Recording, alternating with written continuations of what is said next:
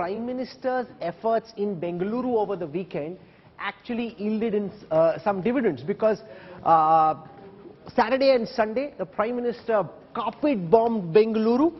So I'll show you where Bengaluru stands in the last assembly elections. 15 for the Congress versus 11. Now remember, between the assembly elections and polling now, the BJP actually took this up to 16.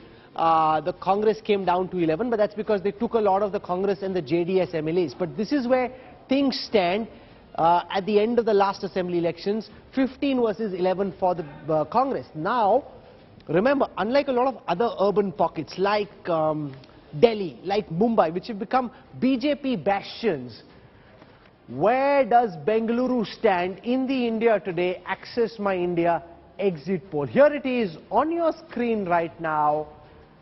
44% of the votes for the Congress, 38% for the Bharatiya Janata Party, 17 seats in Bengaluru for the Congress party, 10 for the BJP, the JDS only at 1, a 7-seat gap for the Congress in Bengaluru, and a 6% vote share differential. And this, Rajdeep, after all the effort the Prime Minister made after the carpet bombardment of Bengaluru. Let me be fair. When you look at the numbers, you're comparing the old numbers with the new, there's only a 1-seat gap. Last time, the BJP got 11 seats, they're down to 10. The Congress had 15, they've got 2. It's not a major switch. The PM's efforts have narrowed the gap. Yeah. So you see, let's be fair. It's not as if this is a massive change from 2018. It's a small change. But 15 played 11. It's a massive change. No, let me finish the point. Okay, it was 15-11 last time, it's 17-10 this time. So it's a small difference. But can I differentiate? But Rajdeep, they look at, the BJP thinks they're at 16, you're thinking they're at 11, because that's what happened in the last election, but they've poached MLAs. All those who moved from the Janata Dal to the BJP and Congress to the BJP were given tickets. And I suspect when you talk about 10 seats here, they are the ones who are actually doing well. Because they were individuals who had strong presence in those seats. You're saying those who moved from Congress to the BJP and were given tickets? And Janata Dal to the BJP. Okay. And who were ministers in this government. The likes of Mr. Sudhakar and others. All of them. And Sudhakar is in Kolar. Yeah. But here you had others who were there. And I will not be surprised if the 10 seats we are talking about are seats of those MLAs. Yeah, but so I think the worry point is the traditional seats which the BJP had in this region, they may actually be slipping in those seats. Partly again because of anti-incumbency, you have not changed candidates for several elections. But let's take the point that Preeti made, because Bengaluru was a city which the BJP dominated in 2019 Lok Sabha. If you look at the margins, also huge margins. But traditionally, I'm just trying to... The point that I was making was in 2019, after the defection of MLAs, the chessboard looks very different, because it added 5 MLAs from the Congress that defected. So practically, if you look at it, the BJP has lost 5 extra, not just 1. No, sure. But the point is that in Lok Sabha, the BJP swept Bengaluru city. Yes. They won all the seats of Bangalore. They won South, they won Central, they won North. Even last time. That's right. So therefore, you've got a classic example of what we are saying is the Kannadiga mindset. The same Kannadiga, who remember has not had a BBMP, the municipal corporation elections for 3 years. Despite a court order. The fact is that you've got a very different voter voting in state elections and general elections. General elections from 2014 and 19, the likes of Nandan Nilekani lost to an Anant Kumar by a huge margin in the Lok Sabha. Come down to the Vidhan Sabha and it becomes a tighter contest. In fact, a contest where the Congress has the advantage. So I think the more elections get localized, the more they get hyper-localized, then even if the Prime Minister carries out a road show, people will say, but who's going to solve my pothole problem? Who's going to... The anger that I have against my local corporators, I think, is being taken out at times on the MLAs. Because there's no local cooperation. A lot of BJP supporters in Bangalore said the campaign for next year's election began with the Prime Minister's roadshow in Bangalore city. I'll give you context. In the last assembly elections, the BJP had 41% of the vote share here. The Congress had 40%. That now translates to 38 versus 44, 6% lead in favor of the BJP in Bengaluru.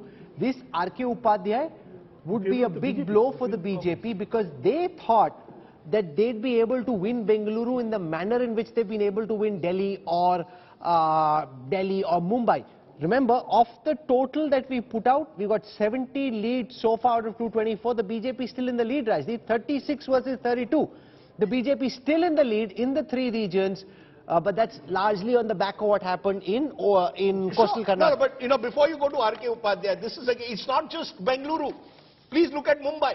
In Mumbai, 7 seats out of 7 went, when it comes to Lok Sabha, 6 out of 6 went to the BJP. When it comes to a municipal election, the BJP and the Shiv Sena and the Congress are all in the fight. Look at Delhi. In Delhi, the BJP sweeps Lok Sabha. The moment it comes to state or MCD elections, the opposition...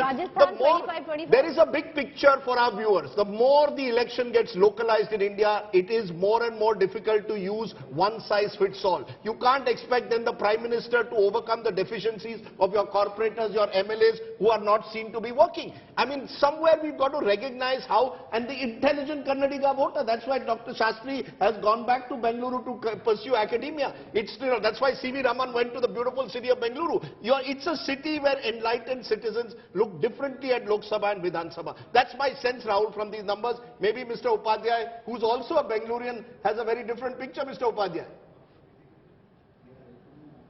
Well, I'm a little bit surprised with these figures, largely because, it was seen that Prime Minister made a huge impact during his, last campaign roadshow. It seemed to be a very, very spontaneous reaction from the public. They were there everywhere in lakhs, I mean, and early in the morning when people were there. And so, if it is not translated into votes, I think we have to see whether it is really so. But in terms of the number of seats, I believe that, it's 15 versus 17, Congress going up by just 2 seats and BJP going up down from 11 to 10.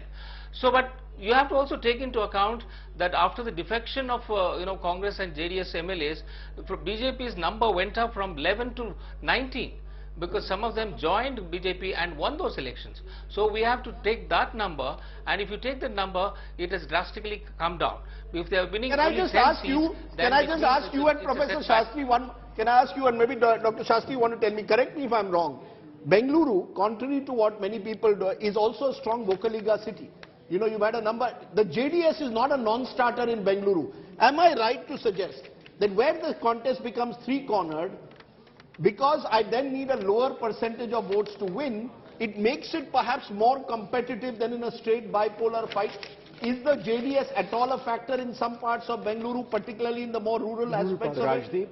In Bengaluru, the traditional Janata Party had a very strong presence and used to pit the Congress always in the Bengaluru region.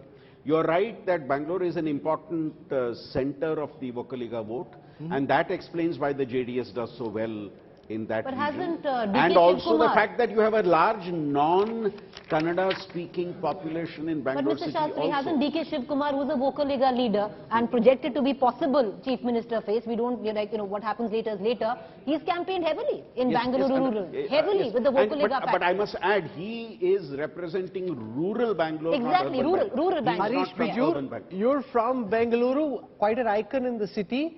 The fact that the Congress is projected to bag 17 seats in Bengaluru with 44% of the vote share projected versus 10 for the Bharatiya Janata Party, is that a surprise? Because this is where the BJP was thinking their big guns will boom. Yeah, very frankly, Rahul, I'm not surprised by this because of 2 things. One is the turnout in Bengaluru is a lower number. And the higher the turnout, the more the benefit for the BJP, whereas the lower the turnout, the more the benefit for the Congress. But the key point, the moot point, is that people are saying something, and they're saying it very loud and clear. And I think, this division between the Congress and the BJP, holding a status quo kind of a situation, is quite unique, because the BJP is possibly holding on to those numbers, basically due to the mega rally of Prime Minister Modi ji. Because that was a super success. So I think that rally came in good measure and just to hold on to the numbers that the BJP has held on. But this is extremely good news for the Congress, which it hasn't had for a long time, except for in central Karnataka now.